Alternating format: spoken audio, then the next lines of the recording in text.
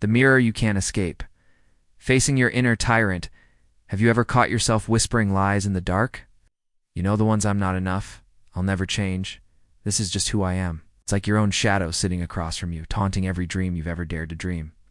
Today we're exposing that shadow for what it truly is, your inner tyrant. You wake up each morning carrying baggage you didn't even pack.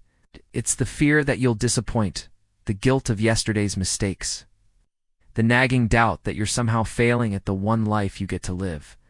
In the quiet moments, sipping coffee, scrolling your phone, those doubts whisper, "You're lazy, you're broken, you'll never be happy." They're not real, of course.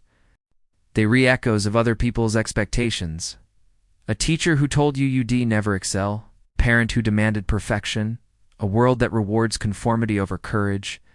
Friedrich Nietzsche once proclaimed, "He who fights with monsters should look to it that he himself does not become a monster." Here is the twist. The greatest monster you'll ever face is not out there in the world, it lives in your own mind. Nietzsche's Übermensch isn't a godlike conqueror. He's someone who has faced his darkest whisperings and said, "I will forge myself regardless." Your inner tyrant tempts you to stay small, to cling to safety.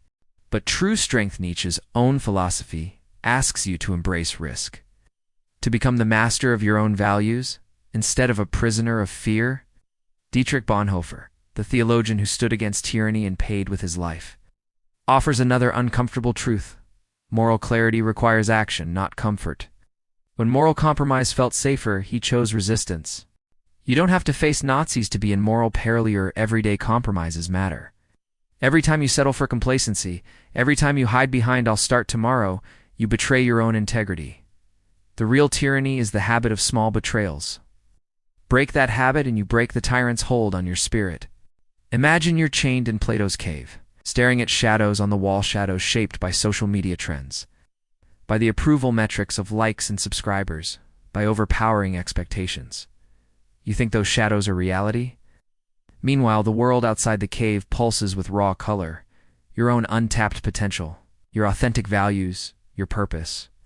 But you're afraid to turn around. What if the light hurts? What if you discover you've been lying to yourself for years? That fear keeps you chained. Machiavelli, usually remembered as the prince of political cynicism, actually offers profound insight into human nature. He wrote that humans are ungrateful, fickle, pretenders. If you take that personally, you'll curl into resentment and blame others for every disappointment. Or you can take Machiavelli's observation as a mirror. The same fickleness, pretension, and ingratitude live in you. 2. When you refuse to commit. When you project blame onto external forces, when you reward your own excuses, recognize these traits in yourself, then choose differently. Let me tell you about two brothers born in a quiet European village. One became a soldier, obedient, disciplined, driven by orders. The other became a poet, lost in his own imagination, haunted by self-doubt. Every month they'd meet at the local tavern. Soldier would boast of medals. The poet would recite verses about freedom. On the surface, they seemed poles apart, but both were prisoners. The soldier to his orders, the poet to his fears. It took a near-death experience for each to see their chains. The soldier realized his orders were not worth sacrificing his soul. The poet discovered that fear had kept his words from touching lives. They both learned, you cannot conquer the world until you conquer yourself. Here is the twist you didn't see coming. Self-help memes and cheesy affirmations. 1. Break your chains. Courage isn't built through platitudes. It's forged in confrontation. You must look at your own face in the mirror, see the fear lurking in your eyes, and speak truths you've been too polite to admit.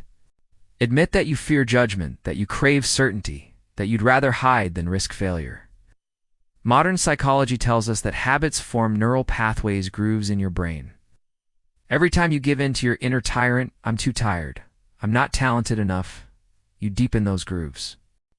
But each act of rebellion, writing one extra page, speaking your truth, showing up when you don't feel like it, creates a new pathway. Soon, the path to courage becomes the path of least resistance.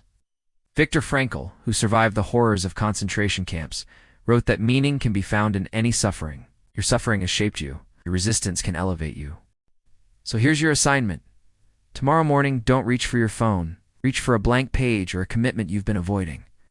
Write down one fear and the exact step you'll take to face it. Maybe it's sending an email you've been drafting for weeks, or having that difficult conversation. Do it before your inner tyrant can whisper excuses. This is the uncomfortable truth. Your greatest obstacle is not external. It's the voice inside you that tells you to stay small. Yet that same voice can become your most powerful ally when you master it. As Nietzsche reminds us, become who you are. As Bonhoeffer showed, integrity demands sacrifice. And as Plato imagined, the light outside the cave is worth the pain of turning toward it. You're not alone in this struggle. Every philosopher, every poet, every rebel who changed the world faced their own inner tyrant. Your life becomes a masterpiece the moment you stop censoring your truth and start forging your own values. So look in the mirror one more time. Do you see that shadow? It's your invitation. Will you step into the light or stay chained to your comfort? The choice is yours, and in that choice, you find your freedom.